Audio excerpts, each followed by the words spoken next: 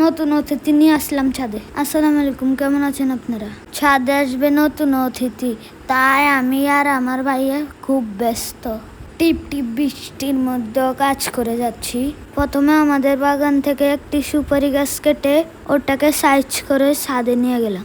এরপর কিছু কাঠ নিলাম, যা আগে আমাদের কাছে ছিল। আমি কাঠ কাটতে পারি না, তাই আমার ভাইয়া কেটে দিল। এরপর শুরু করলাম ওদের ঘর বানানো ফাইনাল কাজ। প্রথমে যখন কাজটা শুরু করি তখন প্রচুর রোদ ছিল। কাজ করতে গিয়ে আমরা দুজন গেমে নেই একাকার, তবুও আমরা কাজ চালিয়েই যাচ্ছিলাম। সকাল থেকে দুপুর 3টা পর্যন্ত আমরা স্কুলে থাকি, তাই যেটুকু সময় পেয়েছি রোদে পুড়ে এবং বৃষ্টিতে ভিজে তাড়াতাড়ি ঘরটা বানানোর চেষ্টা করছিলাম। কারণ খামারের নতুন অতিথিগুলো রাখার জন্য আমাদের কাছে নির্দিষ্ট কোনো জায়গা ছিল না।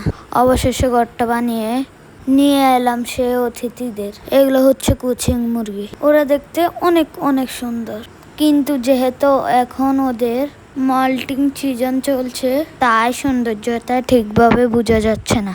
তাছাড়া ছোট খাঁচায় ওদের রাখার কারণে ওরা মারামারি করে একদম অবস্থা খারাপ করে ফেলেছে। এখানে 2টি মুরগি এবং একটি মোরগ আছে। অবশেষে ওদেরকে ছোট খাঁচা থেকে মুক্তি করে ওদের জন্য বানানো নতুন ঘরে ওদেরকে ছেড়ে দিলাম। কি মনে হয় ঘরটি ওদের পছন্দ হবে? এই ঘরটি বানাতে আমাদের টোটাল 5 দিন সময় লেগেছে। মনে হচ্ছে ওদের ঘরটি ওদের পছন্দ হয়েছে।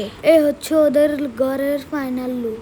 অনেক কষ্ট করে ঘরটা বানালাম। ভিডিওটি ভালো লাগলে লাইক, কমেন্ট, শেয়ার করবেন। ওকে, আল্লাহ হাফেজ।